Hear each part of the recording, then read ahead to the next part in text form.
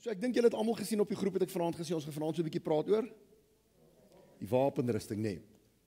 Nou is daar een ding is wat ek dink wat deur die jare baie misverstaan is dit wanneer ons oor 'n ding praat soos geestelike oorlogvoering. Wie van julle het al gehoor van daai term?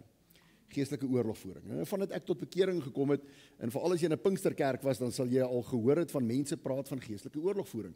Die idee daarvan is dat ons van hierdie kant af met die gesag wat die Here vir ons gegee het, dat ons in aktiewe oorlogvoering met die geestesmagte van die vyand is. En daar's baie opinies en baie menings daaromtrent. En deur die jare het ek maar gedoen wat ek geleer was. En ons het toe ek tot bekering gekom het ek by 'n wille klomp mense tot bekering gekom en ek is die jaar nadat ek tot bekering gekom het in 1995 na 'n diensjaarspan toe. En hulle het ons baie sterk lering gegee. Dis so 'n groep jong mense wat bymekaar kom en trek ons deur die hele land en dan by skole en by kerke tree ons op en ons doen opvoerings en ons bid vir mense en ons doen evangelisasiewerk. En deel van ons opleiding was dat hulle baie sterk met ons gepraat het oor demonologie.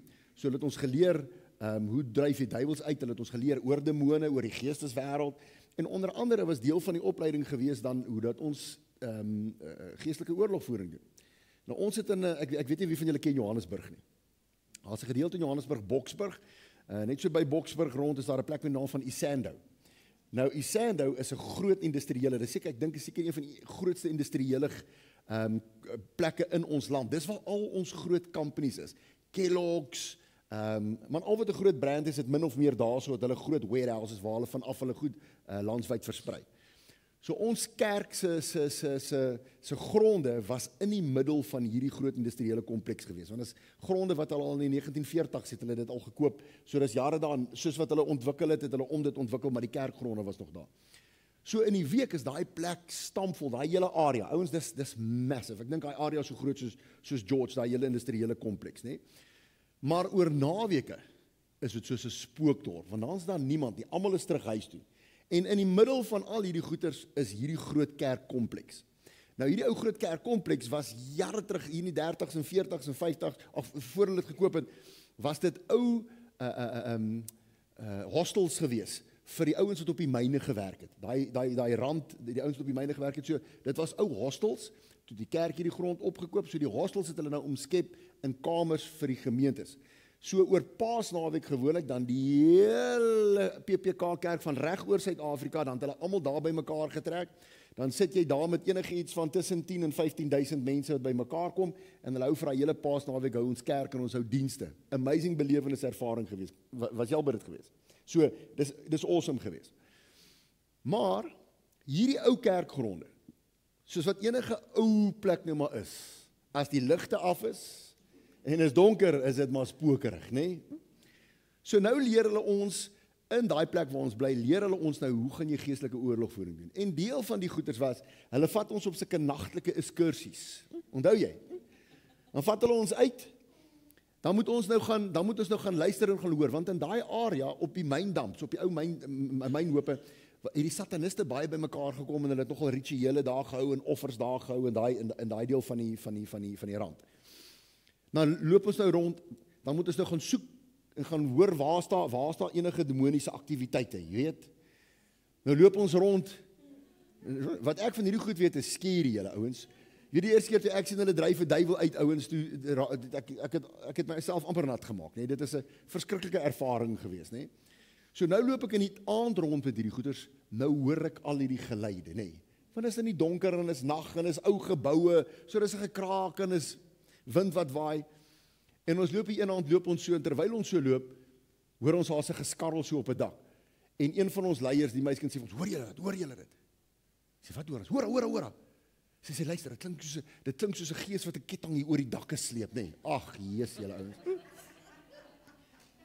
Nou jaag ons agter hierdie kerkgronde, hardloop ons agter hierdie goeders aan, en dan bestraf ons hierdie goed, en ons bind dit in die naam van Jesus, en ons dryf dit weg, en ons stuur dit na waterlose plekke toe, en ons stuur dit van waar dit afgekom het, en al hierdie skrifte wat ons in die Bybel gelees het oor goeders, nou doen ons hierdie aktiewe goeders, nê? Maar nou gaan lê ons vanaand, in ons kamers.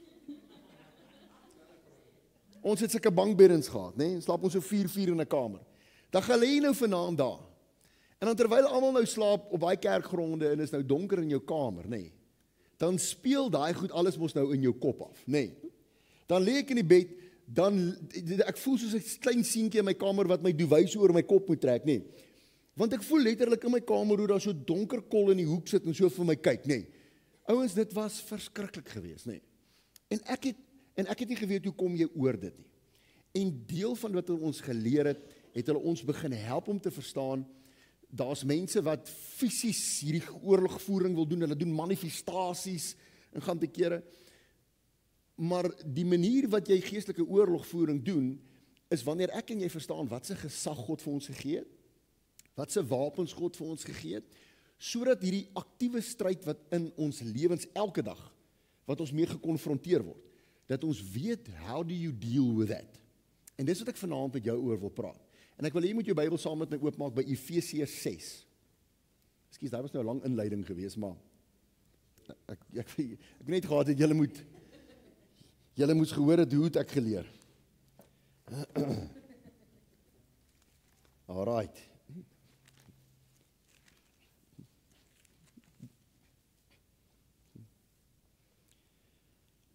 Ek lees uit my Engelse Bybel uit net omdat dit so lekker verstaanbaar maak.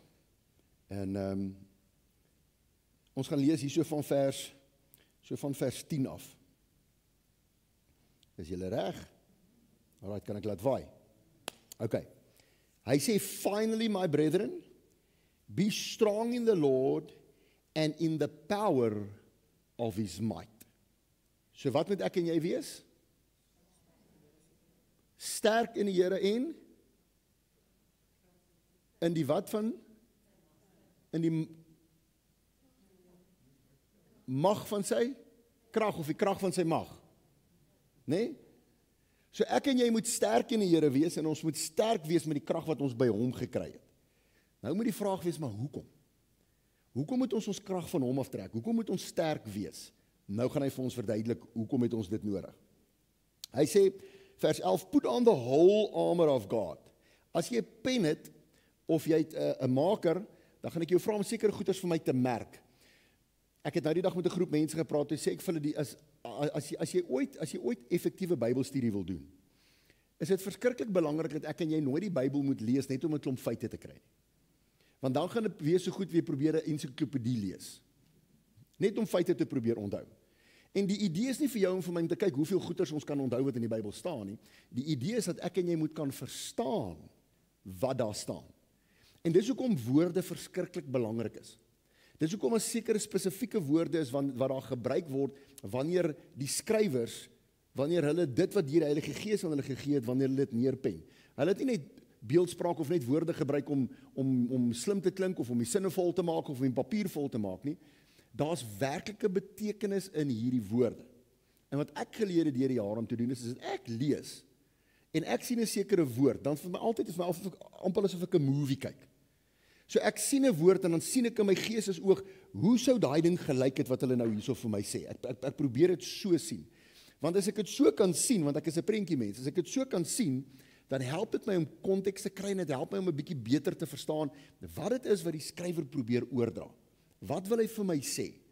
En dis hoekom dit belangrik is dat sekere woorde wat daar is staan uit en ons moet op dit so 'n bietjie fokus. Okay. So hier gaan ons. So put on the whole armor of God.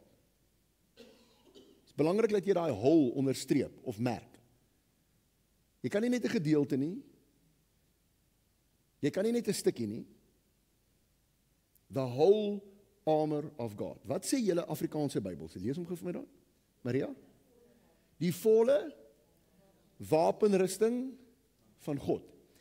Hoekom praat hy van 'n wapenrusting? As jy dink aan 'n wapenrusting, nê. Nee, wat is die prentjie wat jy in jou kop kry van waartoe gaan hierdie ou met hierdie gesprek? As hy vir jou sê trek 'n volle wapenrusting aan. 'n Soldaat wat gepantser is. Dit spreek van oorlog. So jy kry onmiddellik die prentjie, dis waartoe hy op pad is. Hy sê vir my ek moet sterk wees in die Here en dan sê hy vir my hoekom? Hy sê trek hierdie volle wapenrusting van God aan. So ek kry die prentjie, okay, hier kom iets van oorlog, hier kom iets van beklei. Ek moet my nou regmaak om daai idee te verstaan. Put on the whole armor of God. En dan sê hy nou vir jou hoekom. So that you may be able to stand against the wiles of the devil. So nou sê hy vir jou, hoekom moet jy die wapenrusting aantrek? Sodat jy staande kan bly teen die listige aanslag van die duiwel. So daar gee hy vir jou die hele storie. Jy moet hierdie wapenrusting aantrek, die hele ene, sodat jy in hierdie woordjie staande is 'n verskriklike belangrike woord. As jy hom kan jy ook onderstreep vir my. Dis 'n verskriklike belangrike woord. Ons gaan later 'n bietjie meer oor hom ietsie sê.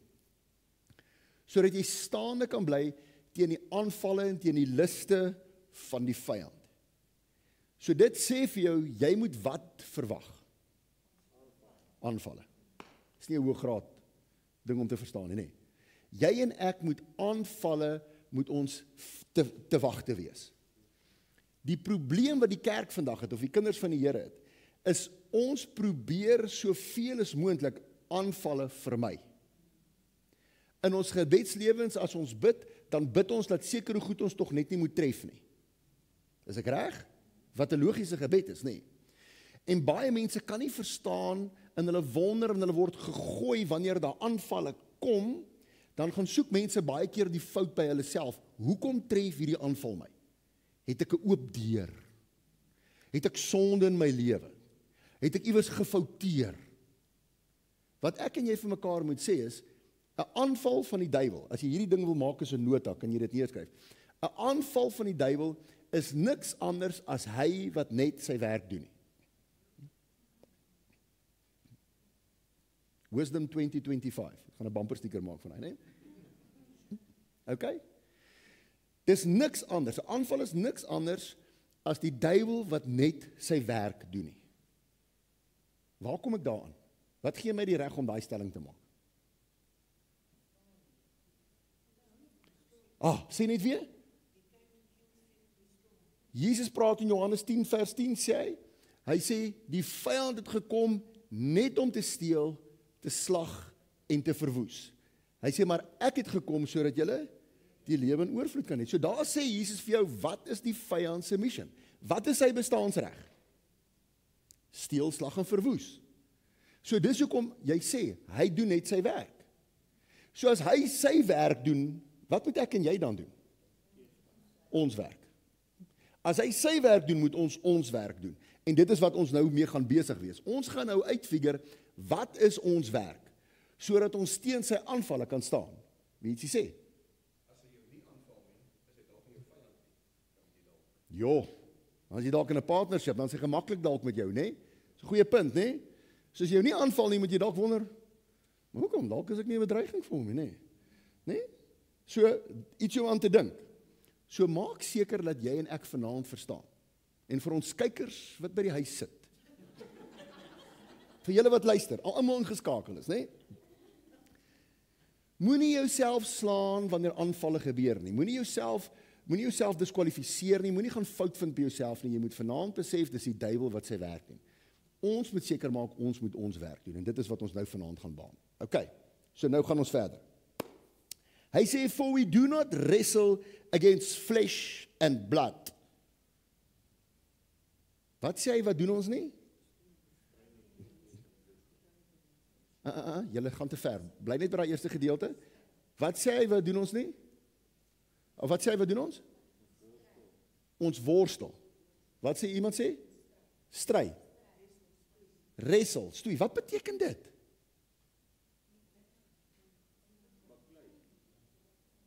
Het jy al gesien, like, dis mense stoei? Dis twee mense wat mekaar letterlik gryp aan die kraag of aan die hemp en daar's 'n combative aksie wat plaasvind, né? Daar's 'n stryd wat die een probeer die ander ene uitoorlê.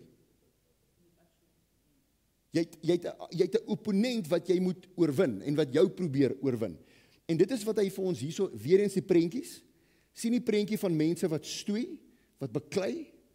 So hy sê vir ons, we wrestle not, is ek reg? For we do not wrestle against flesh and blood. Soos ek het jy nou twee hierdie prentjies sien van mense wat stoei, en hy sê, we do not wrestle against flesh and blood, dan moet die vraag mos wees, maar, Wie is ons dan nou, nee? So nou moet ons, okay? Wat beteken vlees en bloed? Laat ons net dit ook uitklaar. Mens. So ons stryd is nie teen mense nie. Maar die weird ding is, dis mense wat my seermaak. Dis mense wat my te nakom. Mense wat lelik is met my. Nee, mense wat my verwerp. Mense wat aaklige goed met my doen en my sê. So daai sin maak nie so lekker sin uit my lewenservaring nie, nee. Hy sê ons stryd is nie teen vlees en bloed nie, maar ek stry met vlees en bloed. Los dit daar, ons gaan dit nou antwoord, nee. Hy sê, for we don't wrestle against flesh and blood, but against principalities, against powers, against the rulers of darkness of this age, against spiritual hosts of wickedness in the heavenly places. Nou as ons die prentjie sien van mense wat stoei, en ek en jy hoor dat ons is besig met 'n geveg met hemelswesens. Hoe op aarde kry jy met hulle gestoei as dit hemelswesens is en is nie vlees en bloed nie? Hoe stoei jy met iets wat jy nie aan kan vat nie? Kom, julle lees hierdie skrif al vir jare. So waar vind hierdie geveg dan plaas?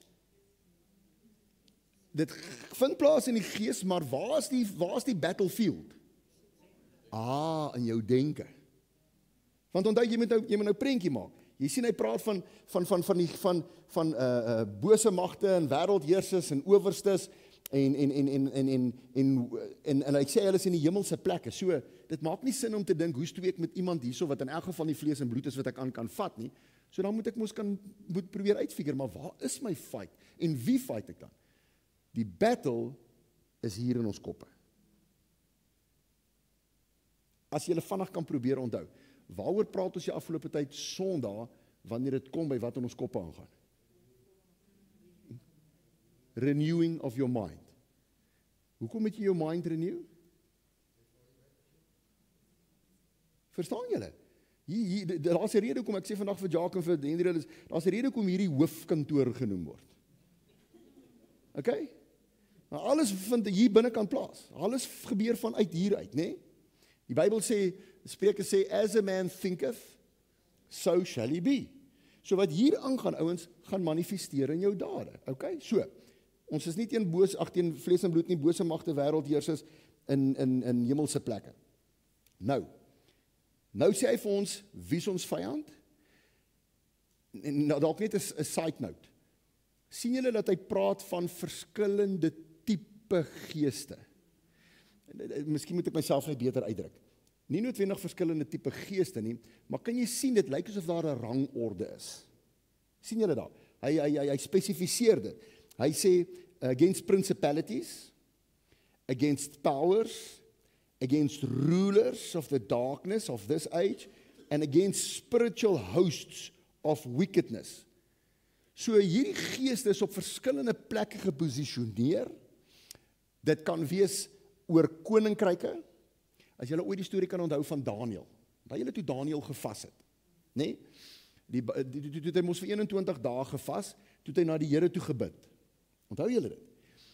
Na 21 dae, wie kom toe na hom toe om hom te antwoord? 'n Engel.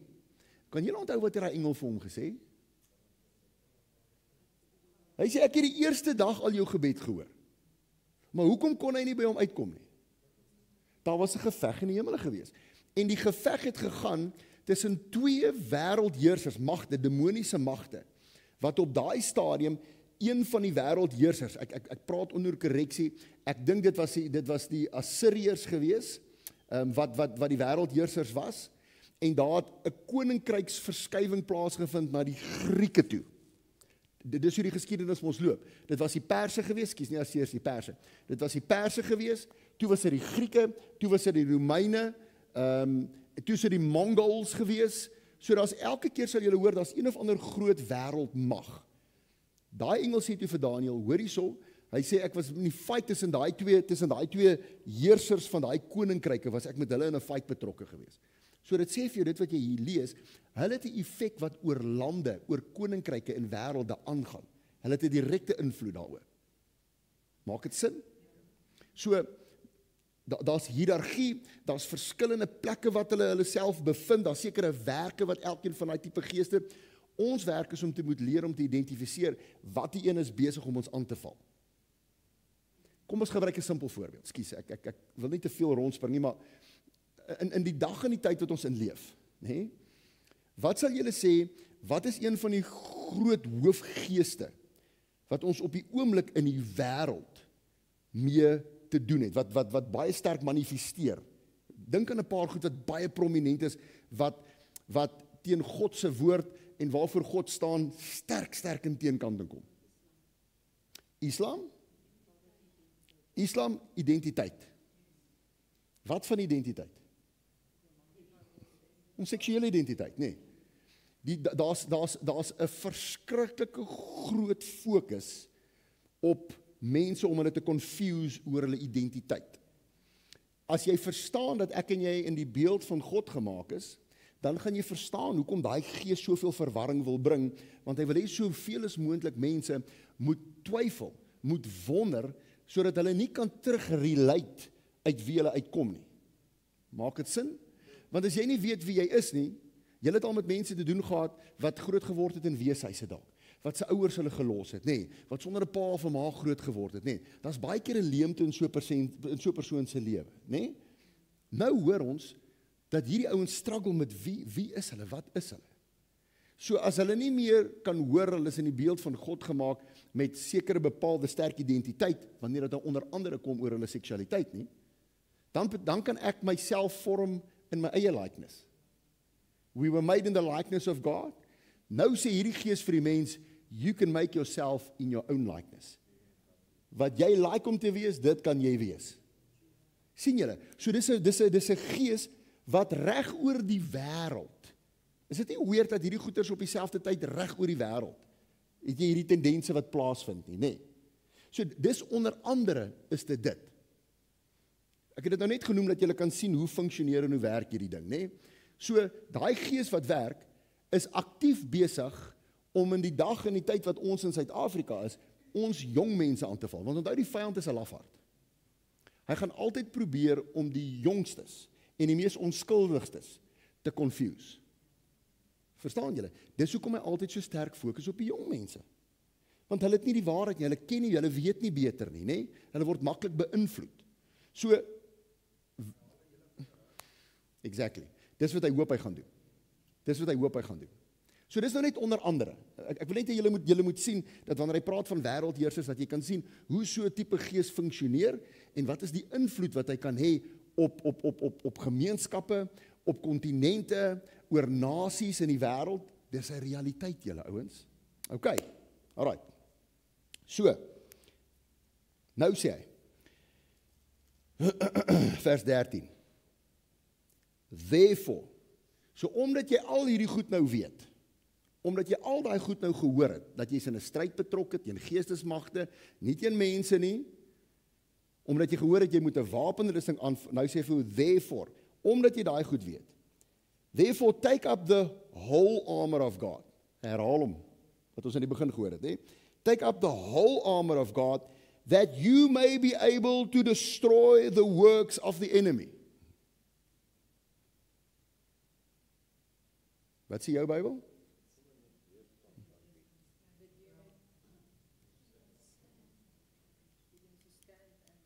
Maar nou maak iets nie sin nie. Hy sê vir ons is in 'n stryd. Hy sê vir jou jy moet 'n wapenrusting aantrek. Maar nou sê hy vir jou wat moet jy doen? Hou. Kan julle onthou ek het nou vir julle gesê julle moet oplet na die woordjie staan. Ons het dit daarvoor gelees, nê? Nee. Wat het daai eerste gedeelte gesê van staan waar ons hom die eerste keer gelees het? Sodat julle staande kan bly. Hy het nie gesê trek die wapenrusting aan sodat julle kan gaan fight nie. Hy sê trek die wapenrusting aan sodat julle staande kan bly. Nou kom hy, nou gee hy vir jou alle inligting, nou sê hy vir jou, okay, nou dat jy al hierdie goed gehoor het wat ek vir jou gesê het van wat jou stryd is, wie jou stryd is, nê? Nee, nou sê ek vir jou, wat is die eerste ding wat jy moet doen as jy die armor aangetrek het?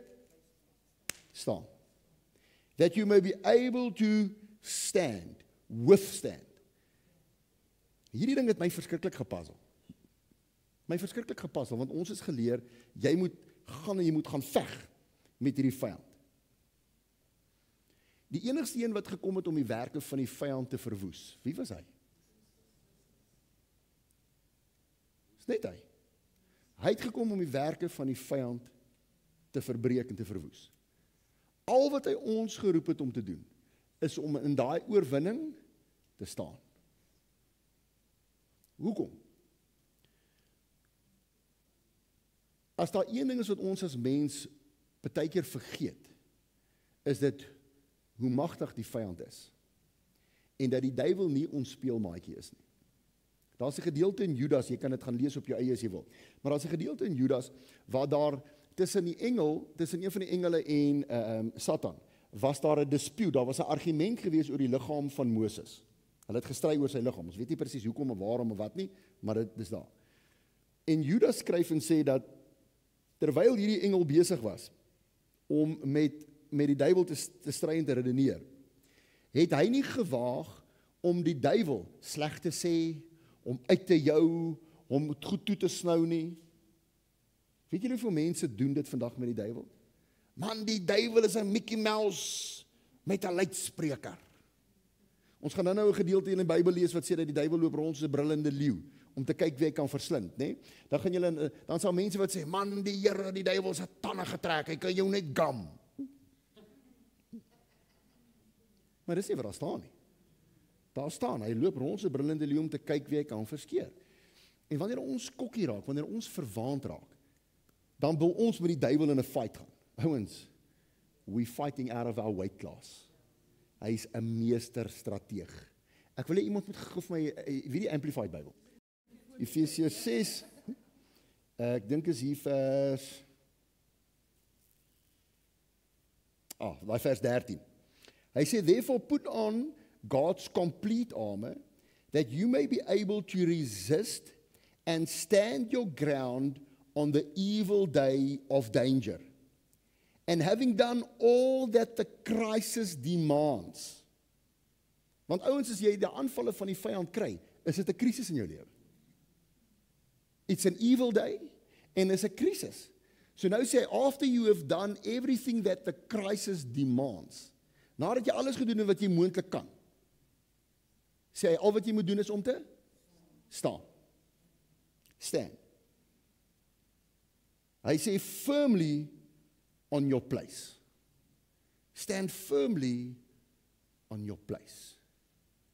Firmly on your place. Wat is daai place wat hy van praat? Jou plek in Christus. Die Bybel sê dat ons sit saam met Christus Jesus in hemelse plekke. As die God het vir ons al die mag oor die krag van die vyand gegee, ons het daai gesag gekry oor die werk van die vyand. Lukas 10 vers 19. Hy sê, daarom sal ons op slange en skorpioene sal ons trap. So ons het daai gesag en autoriteit gekry. Ons moet net in daai oorwinning staan.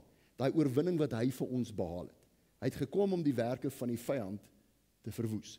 Dis ons oorwinning wat hy vir ons gee. Ons moet net binne in dit staan.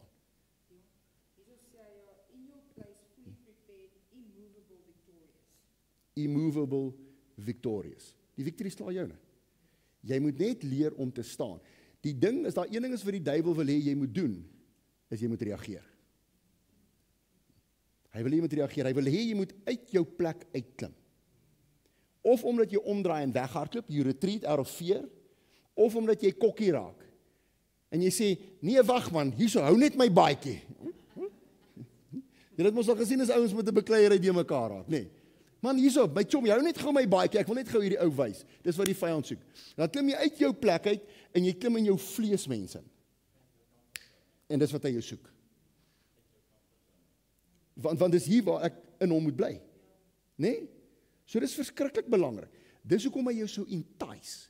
Dis hoekom hy hoop party van ons gaan met hom engage. Want as jy met hom engage, is jy geflor. Dan hy druk jou dat jy soos 'n vraagteken lyk. OK? Want jy wil dit uit jou eie krag doen. Jy gebruik die woord van die Here, maar jy wil dit in jou eie krag doen. OK? So onthou. Nou sê vers 13 maak, hoor wat sê hy? to be able to withstand in the evil day, and having done all, to stand. Waarmee begin vers 14? Staan dan vas. Kan jy sien hoeveel keer herhaal hy dit vir jou? Staan, staan, staan, staan. Hy wil vir ietsie sê. Hoor julle? Just hold your ground. Jy moet net staan.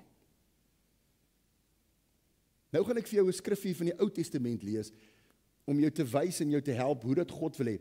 Maak gou jou Bybel vir my oop by Jesaja 59. Lees vir my net vers 19. Jesaja 59, net vers 19.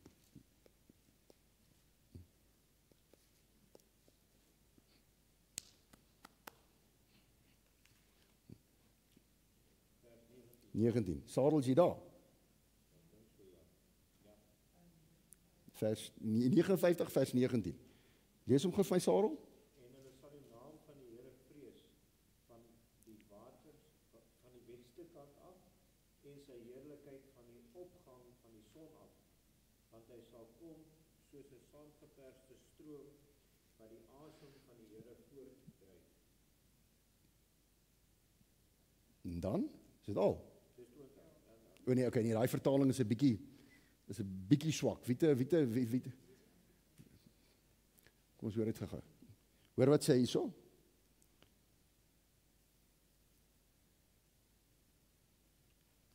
So they will fear the name of the Lord from the west, and his glory from the rising of the sun. For we will come in like a narrow rushing stream, which is the breath of the Lord, drives overwhelming the enemy. Ja, hy sê dit ook nie reg nie. Wie het Afrikaanse vertaling? Wat sê jy nou, meisiekind? Dan sal almal in die wêreld gespreek vir die Here. Hy sal kom soos 'n bruisende rivier wat deur die storm wen aanloop. Hy bly dit nie, hy sê nie vir my die regte ene nie. Kom ek gou daar check. Miskien het ek nou nie die verkeerde hoofstuk weet, maar ek dink nie ek het nie. Okay, ek het die regte ene, vers 19. Sien, dis nie gevoeter met al hierdie verskillende vertalings. Hierdie is nou die New James vertaling, né? So hoor wat sê hy, hierdie is die mees akkuraatste vertaling, né? Na die King James. Hoor wat sê hy vir jou? So shall they fear the name of the Lord from the west, and his glory from the rising of the sun. When the enemy comes in like a flood, the Spirit of God, the Spirit of the Lord will lift up a standard against him. So, hy sê wanneer die vyand inkom soos 'n vloed water, wanneer hy aangerol kom na jou toe, die vyand, nê. Hy sê al wat God doen is, God stel net 'n standaard op teen hom. Nou 'n standaard is 'n ding wat hulle gebruik het in oorlog, dat ek probeer nou 'n prentjie kry. As jy al ooit gesien het hoe die ou Roman movies as hulle beklei het, dan kom hulle in hulle legioene kom hulle aan, nê? En elkeen van daai komponent van manne wat as 'n geheel aangemarseer kom. Elkeen van hulle het 'n ander tipe funksie wat hulle moet verrig. En elkeen van daai companies het 'n embleem of het 'n naam wat hulle mee rondloop om te sê dis wie ons is. En nou daai ding het jy 'n standaard genoem. So dit is die aankondiging van wie's hierdie ouens wat jy nou mee gaan kom fight, wat op pad is soontoe, sodat die vyand kan weet met wie gaan hy nou te doen hê. Dis die artillerie, dis die tankdivisie, dis die infanterie, wie dit ook al is, nê. Hulle kom met daai ding. Nou sê hy, wanneer die vyand aankom met hierdie groot stroom water om jou weg te spoel, hy sê al wat God doen is, hy tel nie daai standaard op. Daar's 'n naam wat God het, wat daai ding wat ek nou van praat. God my banier. Wat is dit in Hebreëus? Help my, ek kan nou nie vinnig onthou nie. Die Hebreëse naam vir God my banier. Wat is 'n banier? Ons is dan weer die skouers aan die gang. Hoe weet jy die skouers aan die gang? Daar's baniere op, nê? As mense hier verbyry en hulle weet hier's 'n koffieshop, wat sien hulle teen die pad? Daar's 'n banier daar buitekant. Dit maak die aankondiging. Is 'n proclamation. Jehovah Nissi. Dis Jehovah Nissi is wat dit is. God my banier. En dis wat hy sê, al wat goed doen is hy tel net sy naam op. Hy kom net met sy naam en hy sê ek is het opgedaag. Dis genoeg om daai stroom, daai vloed wat aangerol kom in sy spore te breek. En dit is hoekom hy daar vir ons sê al wat jy moet doen is staan net. Staan in oorwinning, staan binne in daai posisie wat Christus jou gegee het. Dis al wat jy moet doen. Want as jy daar staan, dan tel jy sy naam op. Dis soos hy banier wat jy optel. En dis wat die duiwel hoop jy nie gaan onthou nie. Hy hoop jy gaan of engage of jy gaan hol. Een van daai twee. Okay. Kan ons aangaan? Therefore, vers 14. Stand therefore. Nou begin hy vir ons die elemente en die komponente gee. Stand therefore, having girded your waist with truth. So nou moet jy daai beeldjie sien van 'n man wat daar staan, 'n soldaat wat daar staan, jy as 'n soldaat wat nou reg is vir oorlog. Nou gaan hy vir jou die verskillende goed gee wat jy moet gebruik, the whole armor wat jy moet aantrek. Nou gaan hy vir jou een vir een daai goeders vir jou gee. En die eerste ding wat hy vir jou sê is, wat moet jy aantrek? Girding your waist with truth. As daar een ding is wat die duiwel wil hê jy moet vergeet, is dit jou waarheid. Hoekom is dit belangrik om die waarheid te ken? Want die waarheid maak jou vry. Sê vir iemand langs jou, die waarheid maak jou vry. Nou kom ons kyk gou waar sê die Bybel. Johannes 8 vers ek dink is 8 vers 32. Is belangrik dat julle daai skriffies moet kan, ek wil hê julle moet dit bybring by hierdie goed wat hy vir jou sê jy moet aantrek. Okay? Ek dink is 8 vers 32.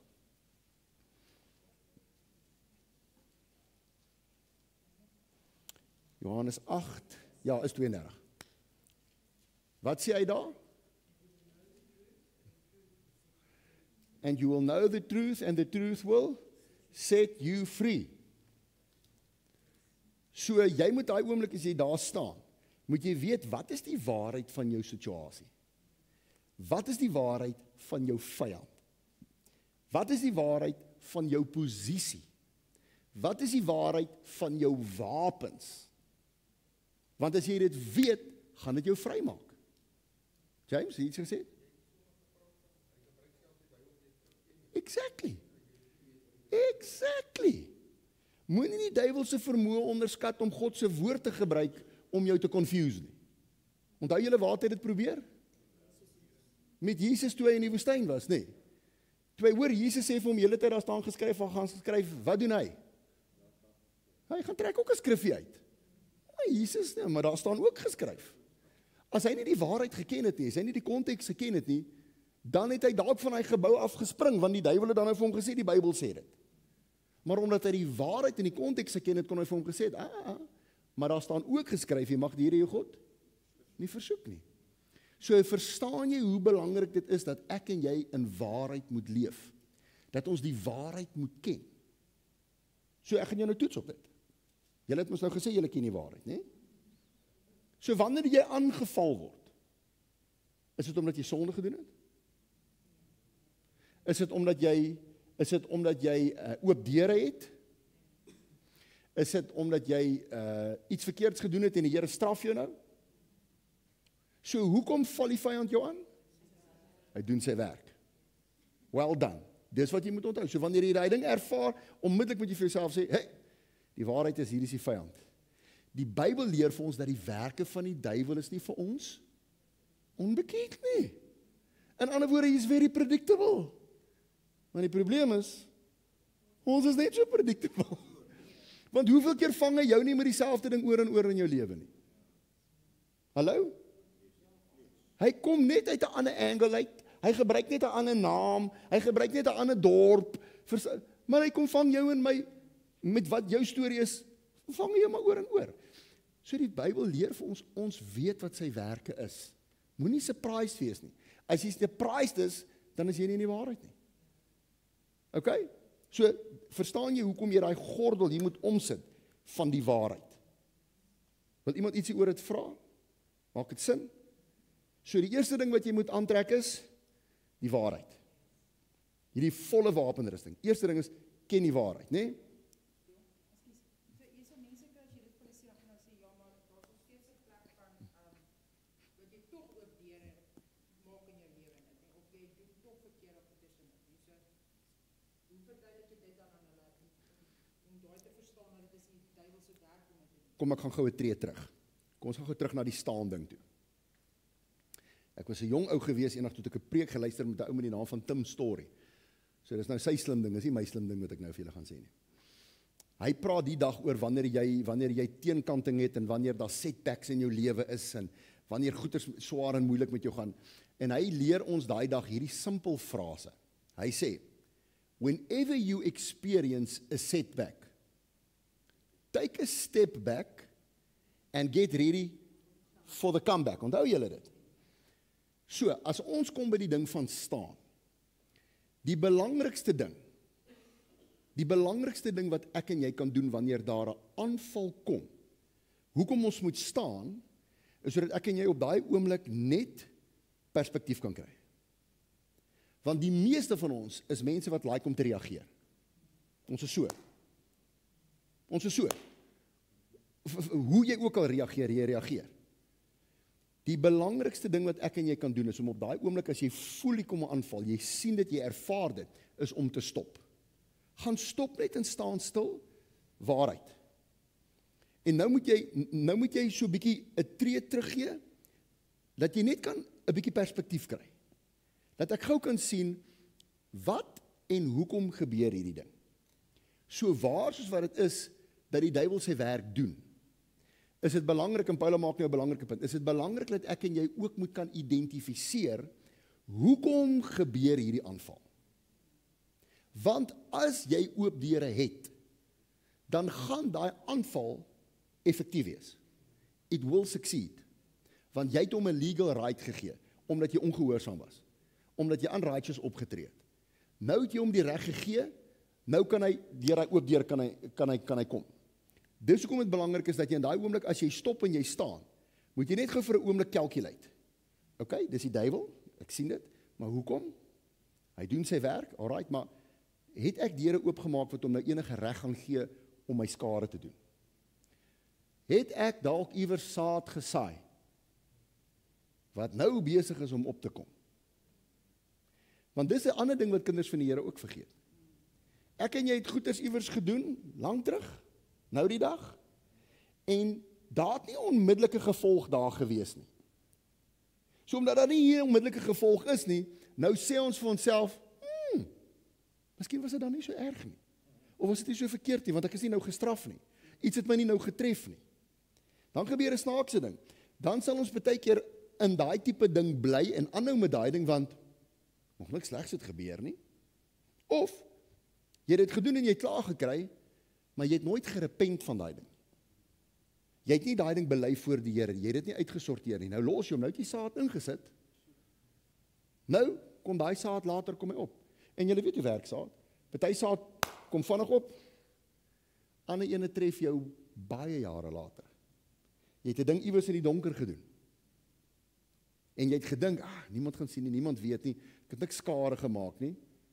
Maar omdat jy daai ding nie bely het nie, gerepent het nie, nou iewers op 'n ander tyd in jou lewe, dan tref daai ding jou. Stupid voorbeeld.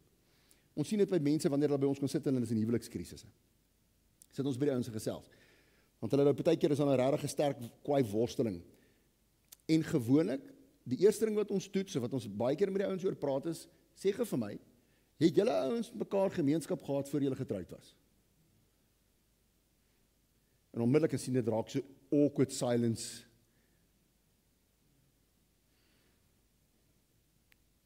Ja, maar ons is mos nou getroud. So die ouens dink omdat hulle daai kant is, hulle daar ongehoorsaam was. Dink hulle omdat hulle nou die regte ding gedoen het, nou het dit hierdie ding uitgekanselleer. Dit werk nie so nie. Jy moes met daai ding gedeel het, voordat jy getroud is, want jy was ongehoorsaam, jy het unrighteously opgetree, jy het God se wet gebreek, so jy het 'n deur oopgemaak. Nou tref niks jou hierson nie. Nou 10, 15, 20 jaar later, uit die bloute uit, breek een of ander hel in jou huwelik los. Of daar's 'n ding wat jy net nie oorwinning oor kan kry in jou huwelik nie. Daar's issues en die ouens kan nie hulle vinger op dit sit nie. Nou begin ons met mekaar hakkerig raak, nê? En ons kan nie verstaan hoekom nie. Sê die ouens aan, sê ons vir hulle, right, gaan toets gou daai ding. O, otter, ja, daar's legal right vir die vyand gewees om in te kom, om te steel, te slag en te verwoes. En hier's 'n belangrike ding. He always waits for an opportune time. Het julle dit geweet? As jy daai storie gaan lees wat in Lukas 4 gebeur het, toe Jesus versoek was in die woestyn.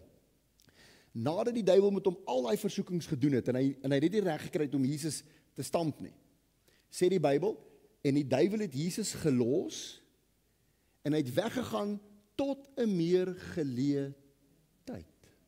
Wat beteken dit? Hy gaan iewers sit en wag. Hy het baie tyd. He plays the long game, ouens. Iewers gaan hy sit en wag. Wanneer ek en jy dit die minste verwag, dan kom hy uit die hoek uit, en dan gebruik hy daai saad wat daar gesaai is. Gebruik hy. So, om my vraag te antwoord. So jy moet in daai oomblik as jy staan, en die aanval kom, moet jy vinnig gou kan evalueer. OK, Here, Heilige Gees, help my, wys vir my wat hier aangaan, sodat ek kan repent as ek moet, dat ek kan deure toemaak as ek moet, dat ek kan weet wat om hier te doen, maar ek moet in my waarheid staan. Dis die belangrike ding. Maak dit sin? OK, so, as hy aanval kom, staan, calculate gehou, kry perspektief, hoe, waar en wat. As ek iets droog gemaak het, repent. Repent, dis hoekom die Bybel sê, bely julle oortredinge. Nee? Here, vergewe ons ons sondes, net soos ons die vergewe teenoor ons gesondig het. Doen daai sondebelydenis wanneer jy sien. Dis die manier hoe jy die vyand se reg net daar afsny. Maak dit sin? OK. So, gordel van waarheid. Wat is die tweede ene? Having put on the breastplate of righteousness. Yes, ouens, hier, ek moet so versigtig wees, dat my kop nie met my weghardloop nie. Want hier is so verskriklik baie wat 'n ou hier op kan sit. The breastplate of righteousness. Wie van julle weet wat beteken die woord righteous? In jou Bybel, geregtigheid. Borspaping van geregtigheid. Sê weer? Dit beteken om in 'n kondisie te staan voor God, dat jy reg is in sy oë. In ander woorde, daar's niks fout met jou nie. Daar's niks verkeerd nie. You are well pleasing, my son, my daughter. In sy oë is jy reg. Nou sê jy moet daai borsplaat. Waar sit jy borsplaat? Hierso. Want wat beskerm 'n borsplaat? Hart. Jou vital organs. Beskerm jou vital organs. Maar spesifiek en veral jou hart. Ons gaan nou 'n bietjie oor dit praat. So hier kan julle nou lekker 'n paar notas maak. Righteousness. As daar een ding is wat die vyand wil hê God se kinders moet oor twyfel, is dit of jy reg is in God se oë of nie. Ek het Sondag 'n stelling gemaak hierso toe ek sê baie kere as ons by die Here uitkom en ons word wedergebore en ons begrawe die ou mens. Wat doen baie Christene? Hulle word grafwagte. Soos wat jou karwagte is, nee. Hulle loop om daai graf die hele tyd. Hoekom? Kom ouens, tog net seker maak dat die ou Dion, die ou vlees Dion tog net nie opstaan nie. So, ek loop hier rond met my knippel, met my Bybel, en as ek check en dan roer ek hom. Maar wat is die probleem met dit? Jy gaan nie bly. Onthou, ek en jy is geroep om ons kruis op te neem, onsself te verloon en agter Jesus aan te loop. Ons moet in hierdie nuwe lewe, hy is die weg, die waarheid en die lewe. Wat doen jy op 'n weg? Jy wandel op hom. Ons is veronderstel om op hierdie nuwe lewe. Die eerste, weet julle wat het hulle die eerste Christene genoem? Die eerste kerk, hulle was nie Christene genoem nie, hulle het 'n ander naam gehad hoe hulle beskryf het. Mense van die weg. People of the way. What way? Christ's way. The way leading to Christ. So, as jy hier rond staan, bly jy nog steeds sondebewus. Al is jou intensie om seker te maak dat ek nie meer sondig nie. Ons is nie geroep om nou moet ophou sondig en fokus op dit nie. Ons is geroep om 'n lewe in oorvloed te leef. Ons is geroep om te heers. Ons is geroep om sy koninkryk te vestig. As jy sin conscious bly, dan kan jy nie soontoe gaan nie.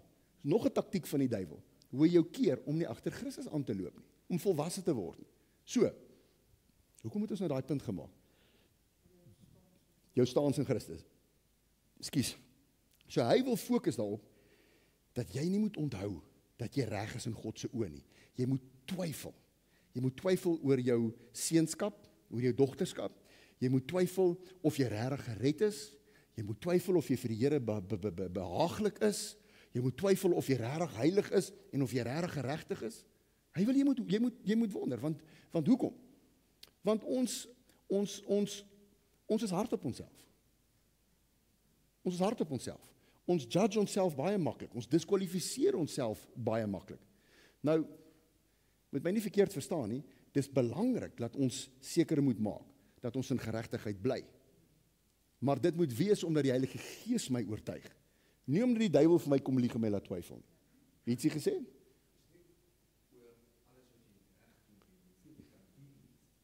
Yes. Dis ons probleem. Ons het nog steeds sy mentaliteit van ons wil probeer perform. Ons dink hoe meer goed ons reg doen, hoe meer is ons reg in God se oë. God se goedheid hang nie van jou goedheid af nie. Hy's 'n goeie God want hy's 'n goeie Vader. Okay? So, nou sê hy, the breastplate of righteousness. Want as jy verstaan, omdat jy in Christus is, en dis 'n duidelike onderskeid om te tref. Die Bybel sê, you are the righteousness of God in Christ Jesus. Dis hoekom Johannes 15 sê dat ons moet in Jesus bly. Nee, hy is die wynstok, ons is die lote. Ons moet in hom bly. As ons in hom bly, dan is ons in sy geregtigheid. Maar as jy uit hom uitklim, dan maak jy jouself oop. Dan kan jy nie righteous wees nie. Jou righteousness kan jy net in hom kry, want jy het nie die vermoë om met goeie dade, met harde probeer reg te wees in sy oë nie. Dis om vas te klou in hom. Dis om in hom te bly. Dis om net gehoorsaam te wees aan dit wat hy ons vra om te doen. So dis 'n belangrike ding. Nou sê hy as 'n borsplaat moet jy dit aantrek hierso. Want jy moet jou hart beskerm. Hoekom moet jy jou hart beskerm met daai geregtigheid?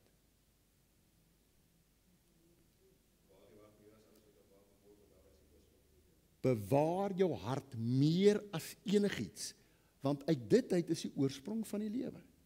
So as die vyand kan regkry om vir jou te lieg oor jou geregtigheid, jou staans voor God, hoe gaan die oorsprong van jou lewe wees? Jy gaan in vrees leef. Jy gaan, Romeine 8 sê, therefore there is no more condemnation for those who are in Christ Jesus. They do not live according to the flesh, but are led by the law of the Spirit. So, ek gaan nou te vinnig. Ek wil hê julle moet hierdie goeders met julle neerskryf, want jy moet dit kan onthou, jy moet die konteks bymekaar hou. So daai gedeelte van bewaar jou hart is, ek dink is Spreuke 4 vers 23. Iemand maak gevra daaroor? Spreuke 4 vers 23.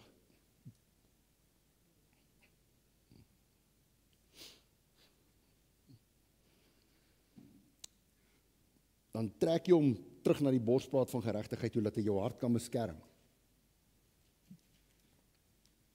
Bewaar jou hart.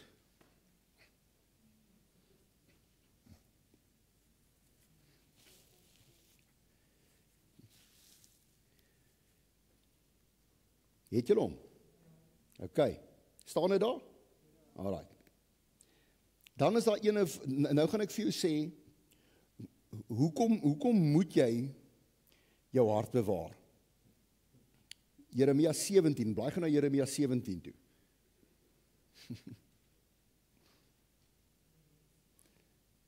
Jeremia 17 vers 9 en 10.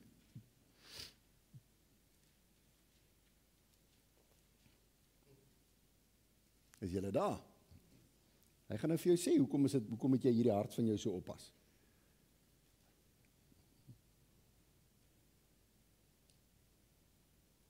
Dave, sal jy vir ons daai 9 en 10 lees? Yes. The heart is deceitful above all things and desperately wicked. Who can know it? I, the Lord, search the heart, I test the mind, even to give every man according to his ways, according to the fruit of his doings. So wat sê hy van jou hart? Jou hart is deceitful. Jy moet verskriklik versigtig wees om jou hart te vertrou ook. Né? En dis hoekom jy weer eens hierdie waarheid nodig het van die geregtigheid.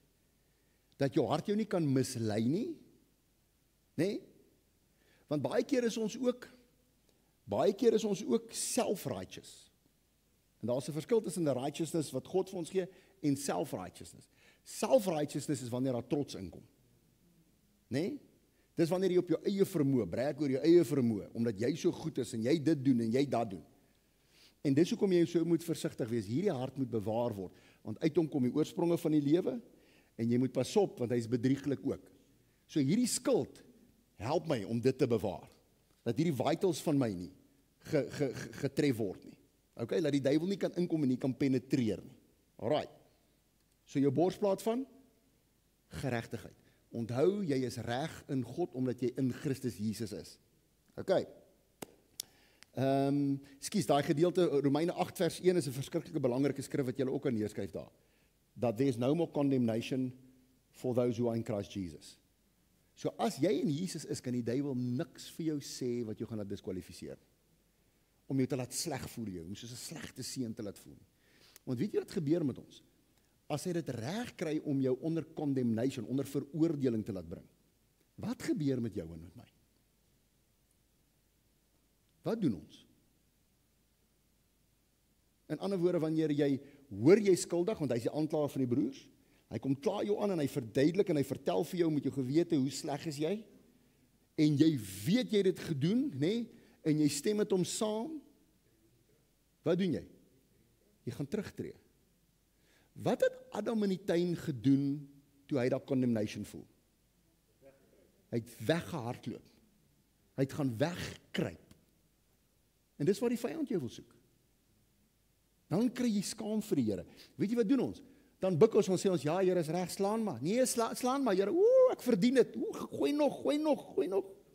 Asseblief, nog 'n bietjie. Ons gebruik dan daai skrif, nê. So dis verskriklik belangrik dat ek en jy moet besef. Dit is hierdie waarheid wat ons nodig het om ons harte te bewaar en om in daai righteousness te bly leef. Daai borsplaat. Okay. Gaan ons aan. Almal op dieselfde bladsy. Moet ek klaarmaak of is julle nog alraai? Ons het nog so 10 minute. Ek moet nou vlieg deur hierdie volgende. Put on the breastplate of righteousness and having shot your feet. Daai shot is nie skiet nie, nê? Having shot your feet with the preparation of the gospel of peace.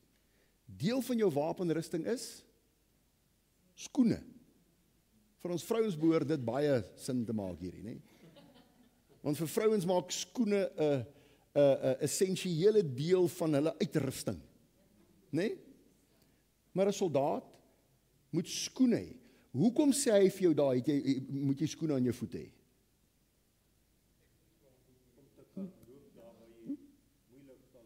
Om wat te doen? Om die evangelie te gaan verkondig. Daai plekke wat jy gaan loop, is nie maklike plekke nie. Ek wil jou skrifgie gee in die Ou Testament wat jy gou moet hoor. Hoe mooi beskryf hulle dit. Julle is in a godly business, my brother. Okay?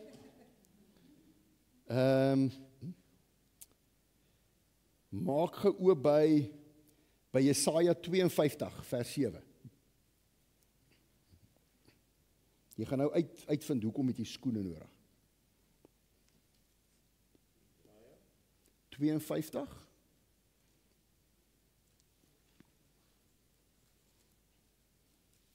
vers 7.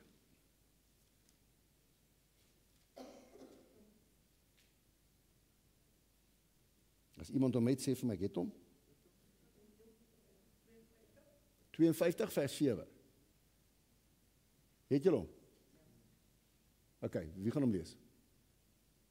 50 randjie, kom. Ok, lees. Now, beautiful upon the mountains are the feet of him who brings good tidings, who publishes peace, who brings good tidings of good, who publishes salvation, who says to Zion, your God reigns. How beautiful are the feet. So julle sal sien, mense wat evangeliste is, het mooi voete. Nou, dis nie regtig wat hy sê nie. Dit gaan nie oor jou voet se fatsoen en hoe dit lyk nie. Maar hoor 'n bietjie wat, onthou prentjie, nê? Wat verduidelik hy vir jou, waar beweeg daai persoon? Waarso? Op berge? En hy bring 'n boodskap van vrede. Wat is daai boodskap van vrede wat ons vir die wêreld moet gee? Goeie nuus, wat is daai goeie nuus? God is nie meer kwaad vir jou nie. Daar's nou vrede. Wat het hulle vir Jesus gesê by sy geboorte? Wat sing ons? Kersfees? Up. Afrikaans? Engels sing hulle dit ook oor hierdie vrede?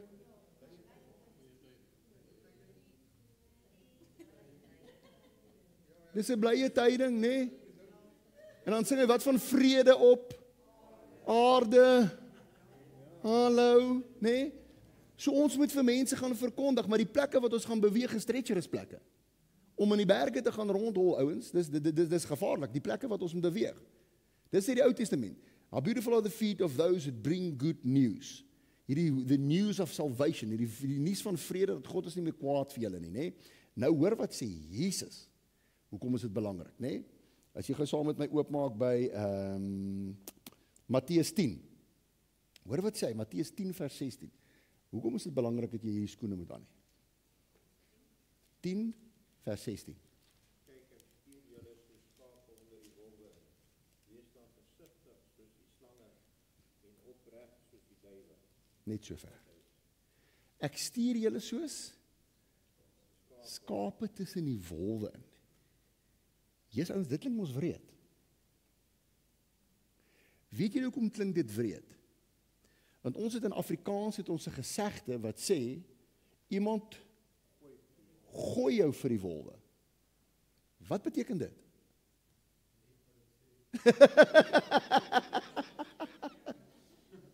Ek sien hy is nou moeg vir hierdie antwoord van al hierdie vragies, nee. Dis net wat dit sê. 16. Hy sê, wanneer jy gooi iemand vir die wolwe, beteken jy vat iemand wat vulnerable is, wat nie homself kan help nie, en jy gooi hulle in die moeilikheid in, nee. Maar wat sê vers 16? Hy stuur ons so skape tussen die wolwe in.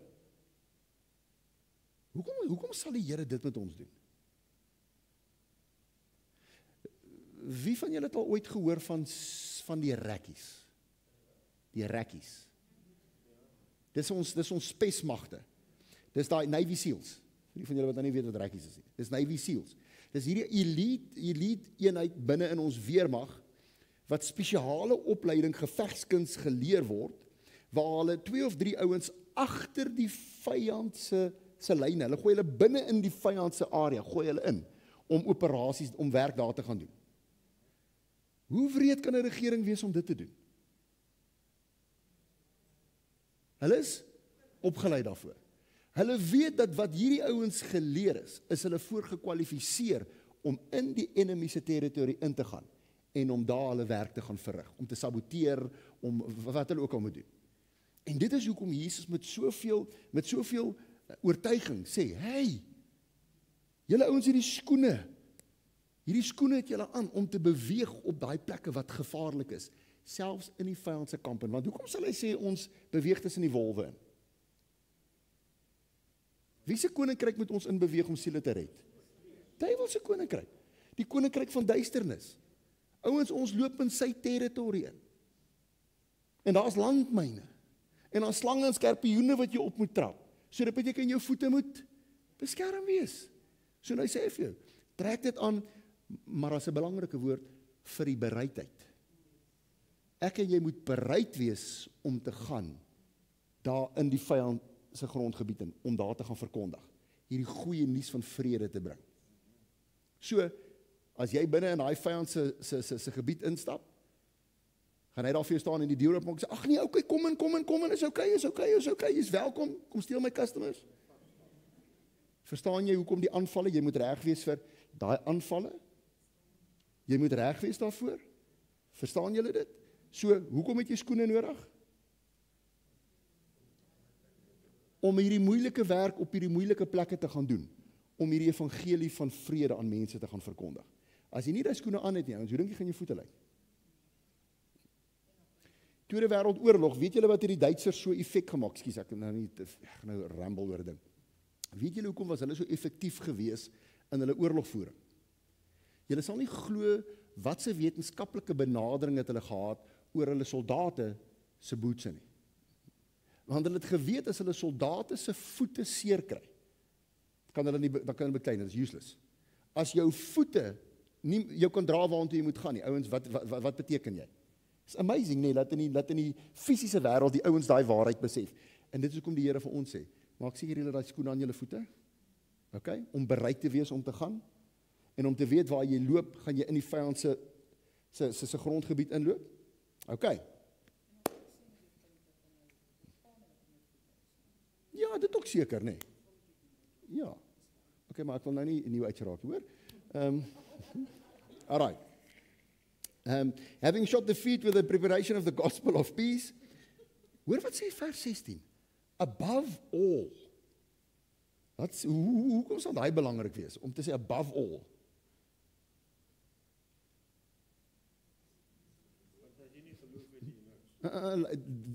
Dink mooi, hoekom sal hy daai woordjie daar insit? Above all.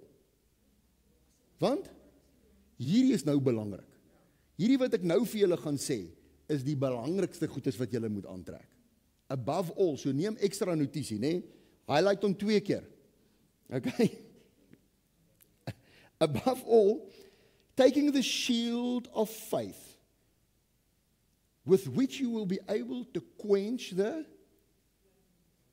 flaming darts of the enemy. So wat sê dit vir jou? Wat gebruik die vyand om jou en my aan te val? Wat se goed sê hy? Maar wat gebruik jy die woord daar? Vuurige pyle. Hy gebruik vuurige pyle om te probeer om jou te tref. So nou sê, nou moet jy wat se ding gebruik? Die skild van geloof. Skild van geloof. Maar hoekom sal hy sê om te quench? Ag, dit is sommer net 'n interessante feit. Wat hulle met die Romeine gedoen het is, omdat die ouens regtig vuurige pyle op mekaar afgeskiet het, het hulle daai skild gevat, dan het hulle hom met leer oorgetrek. En dan voor hulle gaan fight, dan druk hulle daai ding binne in die vuur. Dan souk hy vol water. So as daai pyl jou tref, dan slaat jou skild nie aan die brand nie. Kan jy dink wat se probleem het jy dan? Nee? Oh, look, I'm on fire for Jesus. Nee. You're gonna burn. Nee, so die idee is dat die leer wat nat is, gaan daai vuurige pyl quench. So hy gaan die vlam gaan hy doodmaak. Sarel het 'n verskriklike waarding hier gesê. Is hoe kry die duiwel dit reg om jou en my aan te val? Wat gebruik hy? Die leuns. Hoekom leuns? Hy is die vader van hulle. Dit is Johannes 8 wat hiervan praat. Ek kan nou nie presies onthou wat se vers nie. Hy sê, die Engelse vertaling sê, he's the father of the lies and of half-truths. Weet julle, half-truths is baie gevaarliker as 'n lie. Want 'n lie kan jy baie makliker identifiseer, maar 'n half-truth is, weet nou nie lekker wat moet ek maak van hierdie ding nie. Moet ek hom vat, moet ek hom los? As hy reg is, hy nou nie, verstaan julle? So dit is hoe hy jou en my aanval. Hy wil ons geloof, en dit wat ons sê ons in glo, en dit wat ons sê ons posisie is, dit wat ons sê ons waarheid is, dit wat ons hoor ons missie is, hy wil ons geloof in dit wil hy kom kelder. Hy wil hê jy moet twyfel. Die duiwel wil hê dat ek en jy ons geloof net iets moet wees wat ons claim. Jakobus 2 praat hiervan. Is ek reg, Jacques? Wanneer hy sê dat hy sê wat help dit dat jy sê jy glo, maar jy het nie werke wat die dade wat saam met dit gaan nie. Hy sê as jy sê jy glo, dan is jy gelyk aan 'n duiwel. Hy sê van tot die demone glo en hulle sidder. Nee, is vir my so mooi as dit so beskryf, van hulle sidder. So net om te sê ek glo, is net 'n statement wat jy maak. Jou geloof moet jou dryf na dade toe, na daai werke toe, om te gaan doen wat jy sê jy in glo. Verstaan julle? En dis die probleem wat so baie van God se kinders het. Hulle sê ek glo in die Here, maar hulle doen niks wat hulle sê hulle in glo nie. Daar's nie vrug wat hierdie oortuiging wat hulle het, wat dit bevestig nie. So, dit is hoe jy daai vuurige pyle, daai leuns wat na jou toe kom. Dit is hoe jy hulle quench, hoe jy hulle blus, is wanneer jy jou geloof opstel. Want as jy glo, gaan jy praat. Kan ek vir julle daai skrifgie gee? Yes, hierdie brul storie frustreer my mense.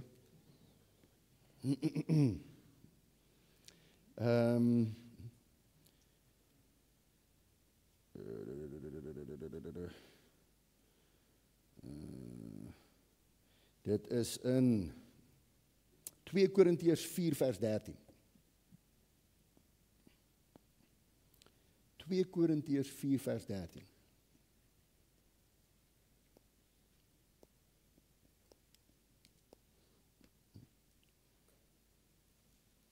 Iemand om net kan jy gou vir ons sê. Iemand wat nog nie gelees het nie. Vanaand so 'n bietjie in sy dop wegkry. 2 Korintiërs 4 vers 13.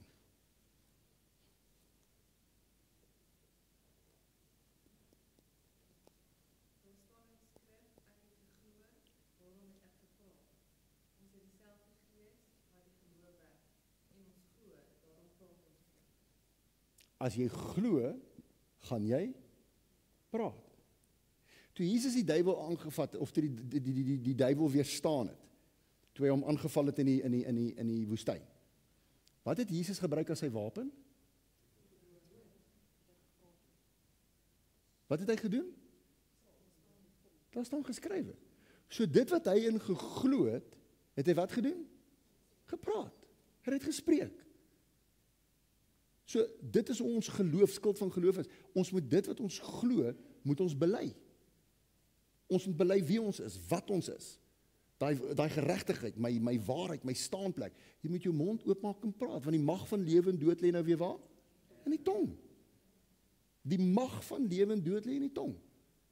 And that's how you quench these arrows of the enemy. Dis wat Jesus gedoen het. Daar staan geskrywe. Okay, is julle by my? So dis hoekom jy moet kan identifiseer hierdie leuns wat na my kant toe kom. Hoe neutraliseer ek hulle? Met die skuld van my geloof. Ek glo, dit wat ek glo, dit praat ek. Okay? Right. Ons het 5 minute. The shield of faith which you will be able to quench the fiery darts of the wicked one. En dan, and take the helmet of salvation. Hy praat van 2 goed wat jy saam moet vat. The helmet of salvation and the sword of the Spirit. The helmet of salvation. Hoekom sal hy met jou praat oor the helmet of salvation? Dis ons denke, want waar is ons fight? Hierso. So die duiwel wil hê, jy moet in 'n fight hier in jou denke betrokke raak, en ek en jy het verlossing van dit nodig. Nou leer Paulus ons, Filippense 4, julle kan daar gesoen toe blaai. Filippense 4 vers, magtig, ek dink is 12.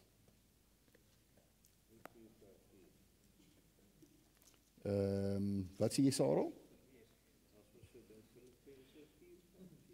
Verbly jou in die Heer. Nee. 4.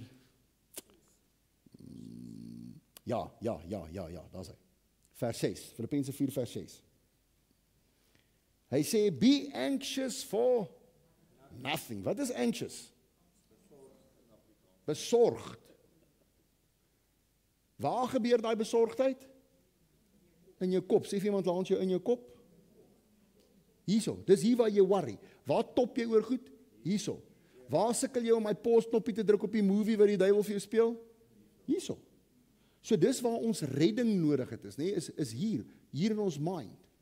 So nou wat sê hy vir ons daar? Hy sê, be anxious for nothing, but in everything by prayer and supplication with thanksgiving, let your requests be made known to God. En dan sê vers 7, and the peace of God, which surpasses all understanding, will guard your hearts and your mind. So, wie is ons vredevors? Jesus. Jesus is ons vredevors. As jy gaan lees in Jesaja 9, nee, waar hy praat, waar hy sê, die seun wat vir ons gaan kom, hy sal genoem word, wonderbaar, raadsman, sterke God, ewige Vader en vredevors. Jesus is ons vrede, hy is ons vrede. Nou sê Paulus, dat wanneer ek dit onthou, wanneer ek onthou dat hy my vrede is, wanneer ek my waarheid onthou, dat God is by my, wanneer ek deur hierdie dal van doodskare weer gaan, wat sê Dawid, wat doen hy? Ek sal niks vrees nie. Is hy kokkie omdat hy braaf is? Nee, want wat sê hy vir jou, hoekom vrees hy niks? Want God is by my. Sy bewustheid van God wat by en saam met hom is, dis wat hom die moed gee, om deur hierdie dal van doodskare weer te gaan. Nie omdat hy self-righteous is, omdat hy selfvoldaan is nie. Dis omdat hy weet, wie is saam met my? And that makes me brave. Dit gee my die moed om na hierdeur te beweeg. En dit is wat hy sê, dit is hoe ons dit is ons helm van verlossing. Dis hoe ons verlossing kry van daai anxiousness, van daai vrees, wat hier binne in ons kop vir ons sê, ons gaan dit nie maak nie. Wat vir ons gaan sê, gatta patata, jy droog gemaak. Wat vir jou sê, God het van jou vergeet, nie. Wat vir jou sê, het jy nie genoeg gebid nie. Jy het nie genoeg nagmaal gebruik nie. Nee, daai angs is wanneer ek sê, ek praat weer my waarheid. Die woord sê, dat Jesus is my vredevors. Hy sal my, daai vrede sal so erg wees, as ek daai woord moet gebruik. Dit sal so erg wees, dat jy dit nie sal kan verstaan met jou blote menslike verstand nie. It's gonna be too good to be true. Hy sê, maar daai vrede sal jou hart en jou sinne sal dit bewaar. Verstaan julle hoekom ons daai helm moet opsit? Alright, en dan die laaste ene, ekskuus, ek moet nou klaar maak. Die laaste ene sê, en dan praat hy van die the sword of the Spirit. Wat is dit? Dit is die woord van God. Waar het jy ooit gehoor dat die woord van God 'n swaard is? Blaai gou na Hebreërs 4 toe.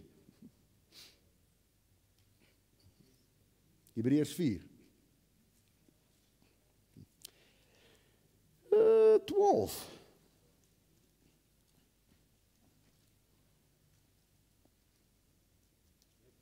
Het jy hom?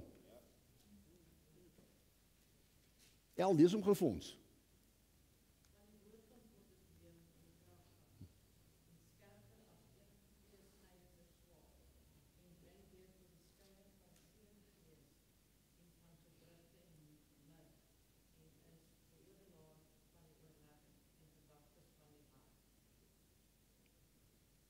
So wat sê hy van die woord van God is wat? 'n Skerper as 'n tweesnydende swaard. Dis kragtig en dis lewendig. Dit is hoekom as jy hierdie woord spreek, that which you believe and you speak it, daarom gebeur goeders. Want jy sit met die gees van God binne in jou. Hoe het God die hele aarde gemaak? Hoe het hy dit geskape? Hy het dit gespreek en dit was. Nou moet ek en jy verstaan, nou kry jy 'n klomp ouens wat daai skrif van dan twister hom so 'n bietjie, dan sê hulle ons kan ons eie future spreek into being. Name it and claim it, nee. Dis nie wat dit beteken nie. Dit beteken ek spreek die woord van God, wat sê wie ek is en wat ek is. Nee? En dis hoekom dit belangrik is dat jy God se woord moet ken. Want wat het Jesus gebruik toe hy in die woestyn gefight het? Hy het daar gestaan en gorrel oor wat hy gedink het en hoe hy gevoel het? Nee. Hy het die woord van God gebruik. Hy het dit geglo, hy het geweet dis die waarheid, hy het geweet wat se krag is daarin, en hy het geweet dit is al wat die vyand op kan reageer. Dis hoekom ek en jy nie met die duiwel met ons los lippe in 'n geveg betrokke raak nie. Jy snou hom nie goeters toe nie, want hy skrik nie vir dit nie. Dit het geen effek op hom nie. Al waarvoor hy kan luister, is vir die gesag van God. Toe daai engel met die vyand, met die duiwel beklei het oor Moses se liggaam, het hy vir hom gesê, "The Lord God rebuke you." Hy het God se woord gebruik om die duiwel aan te vat. Hy het nie in sy eie mag daar gestaan en die duiwel goed toegesnou nie. En dis wat Jesus, hy het die woord wat kragtig en lewendig is, het hy gebruik as sy swaard en hy het geweet hoe om hom te gebruik. En dit is hoekom dit effektief was. Hoekom sukkel ons so? Ons ken nie die woord nie. Verstaan julle? Hoekom word ons oorwin en hoekom is ons nie oorwinnaars nie? Ons weet nie om ons wapen te gebruik nie. Maak dit sin? En dis wat ek wil los. Ek wil nou nie te ver aangaan. Ons kan hierdie ding nog verder uit mekaar uittrek. Maar ek hoop jy het vanaand 'n prentjie gekry van, voordat jy die dag, as jy opstaan in die oggend, moet jy besef, as ek wakker word, gaan al die bells en die hells los. Want daar's 'n seun en 'n dogter van God, wat opstaan vandag, wat veronderstel is, om die enemy se koninkryk te gaan plunder, en die hemel te populate. Dat as ek en jy wakker word, moet ons besig wees om God se koninkryk te vestig. Waar kom ek daaraan? Wat leer die Here Jesus ons as hy bid? Die Onse Vader. Onse Vader wat in die hemel is, laat u naam geheilig word. Laat u koninkryk kom, soos in die hemel, net so op die aarde. Hoe gaan daai koninkryk hier na toe kom? Deur ons. Want waar is die koninkryk van God? Binne in ons. So waar ek en jy nou moet beweeg, moet ons baselei, ons moet God se heerskappy moet ons vestig waar ons hier op aarde beweeg. So, waantoe vat daai skoene, daai bereidheid van die evangelie, waantoe vat daai skoene ons? In die enemy se koninkryk, in hierdie koninkryk van duisternis in. So dis waarvan ek en jy moet begin bewus word. Ouens, dis hoekom ons, ek het so 'n paar weke terug het ons gepraat oor daai boodskap van om met ons pa se besigheid besig te wees. Dis al wat Jesus geweet het om te doen. Ek is vir hierdie rede is ek gestuur. Ek is hier om my pa se wil te doen. Nou dat jy seun van God geword het en dogter van God, wat moet jy doen? Jou Vader se wil. En dis hoekom ek en jy nie kan bekostig om uit ons kamer uit te beweeg sonder dat ons nie die volle wapenrusting van die vyand aan het. Van God aan het. Julle getoets. Ek net kyk of julle nog wakker is. Nee? Jy kan nie bekostig om sonder dit uit te stap nie, because you're walking into a war zone. Jy het 'n enemy wat lê en wag om jou te snipe. Hy het vir jou booby traps gestel op hierdie pad. Daar's landmyne. Verstaan julle ouens? Daar's gevaar, daar's iets reël. Jy's in 'n stryd. Jy en ek moet leer om paraat te wees. Ons moet leer om reg te wees vir dit. OK? Kan ek vir julle nog een skrifgie lees net om die staan gedeelte dat jy moet bevestig dat jy moet staan? Kan ek dit nog vir julle lees? Maak gou oop Jakobus 4 vers 7.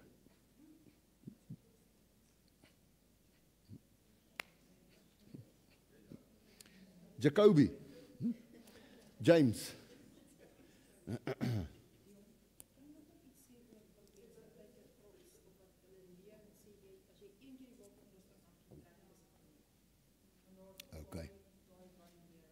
OK. Jakobus 4 vers 7. Het iemand hom? Lees hom vir ons.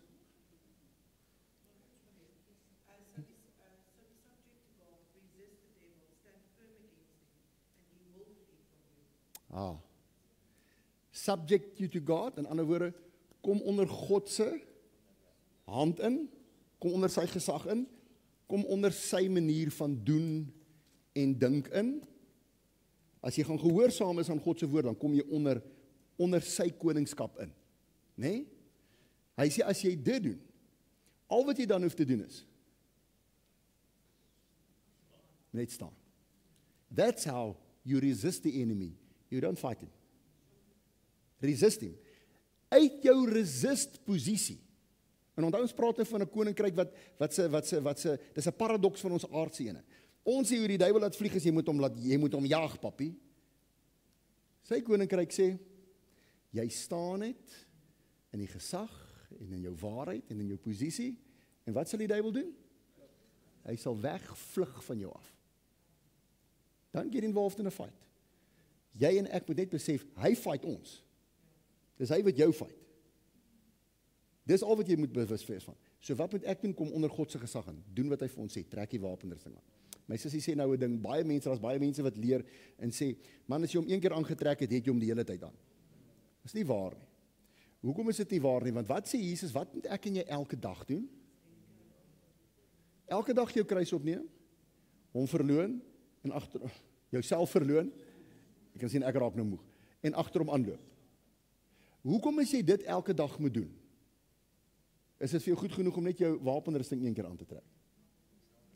Hoekom sê Dawid dat u genade is elke dag vir my nuut? Hoekom? Hoekom wanneer Jesus praat oor bekommernis, sê hy sê elke dag het sy eie hoeveelheid, sy eie lot van bekommernisse. Hoekom bekommer jy jou oor môre? Ouens, ons het vir elke dag genade nodig.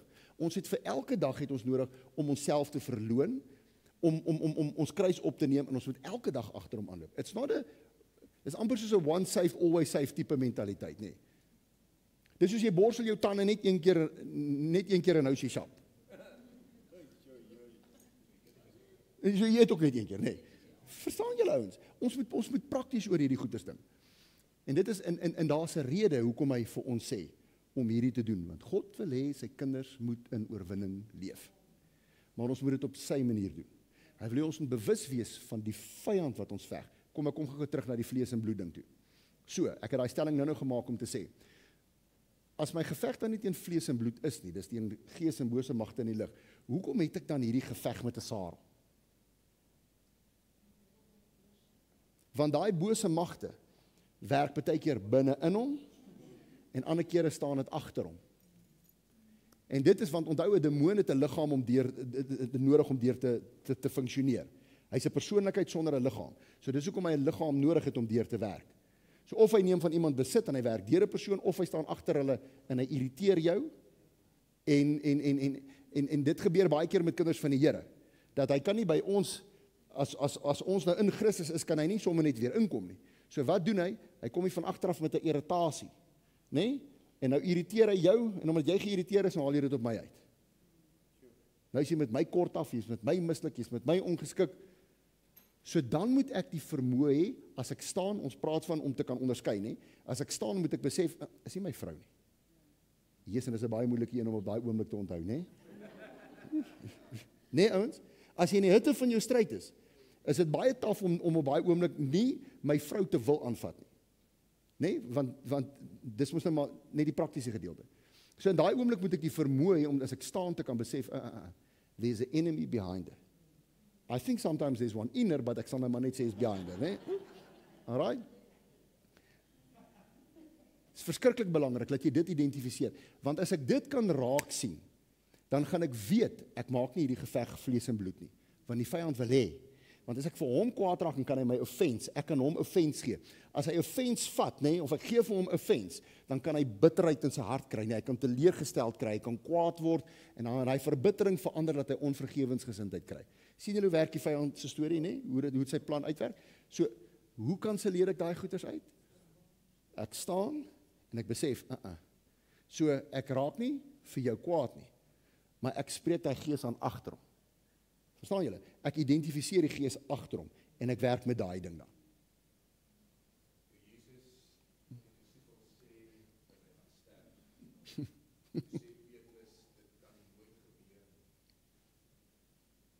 En wat gebeur toe?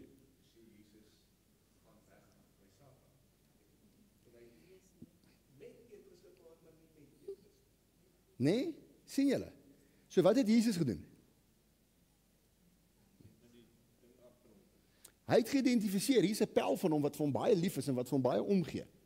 En wat nie wil hê Jesus moet seer kry en doodgaan. So uit 'n goeie intensie uit, praat hy uit sy menslikheid. En as Jesus nie dit gedoen het nie, nê, dan kon Petrus sy jammer kry, kon Jesus laat begin voel het. Ja, shucks, dit is unfair. Jy weet, Jesus, ek weet daarom nou nie of ek deur hierdie ding sal wil gaan nie. En dis hoekom hy onmiddellik moes kort knip. Wyk Satan nie, is nie lekker om vir jou chommy te sê, wyk Satan nie, maar partykeer is dit nodig. Ek weet, Job het dit ook met sy vrou gedoen, nou dat ek daaraan dink, nê. Toe sy vrou vir hom sê, vloek God en sterf, wyk Satan, nê. So, is julle reg met die wapenrusting? Verstaan julle dit 'n bietjie beter?